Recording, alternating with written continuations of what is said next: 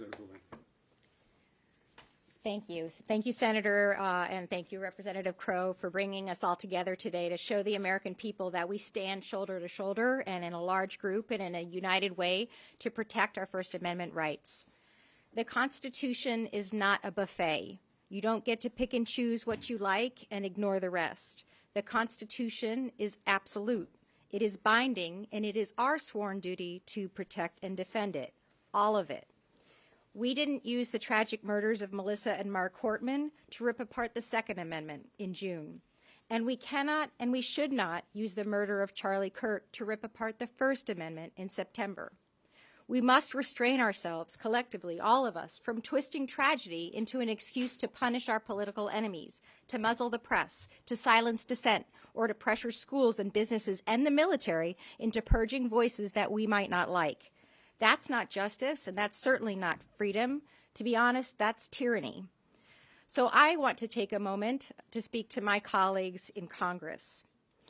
Yesterday was National Constitution Day, and Rep. Goodlander and I spent some time passing out hundreds of constitutions, copies of the Constitution, to our colleagues, reminding our colleagues that it is National Constitution Day and that we swore an oath, not to a party and not to a president, but to that Constitution, to that document, and to the people that we serve, even those who oppose us and even those who dislike us. And if we collectively keep smashing the foundations of this, our democracy, for short-term political gain, there won't be anything left for all of us to stand on. I know that a lot of people are out there actively cheering on this administration's attack on the liberal organizations, the strategy to silence and punish them. And that's your prerogative. That's your right. That's your freedom. Although I do think, as those before me have mentioned, that targeting or curtailing free speech is and always will be the wrong choice over the long run. And you will be on the wrong side of history for supporting this campaign.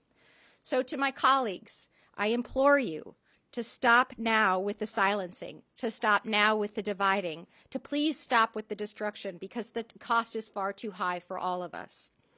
Benjamin Franklin, a famous American, a famous Pennsylvanian, and a famous Philadelphian, wrote that freedom of speech is a principal pillar of a free government. When this support is taken away from us, the constitution of a free society is dissolved, and tyranny is erected in its ruins. So for 250 years, we've held strong in the face of this tyranny, and we must, for the next 250 years, hold strong too, because we all know this American experience is worth the effort. Thank you for the opportunity to speak. Thanks, Chrissy. Representative Frost.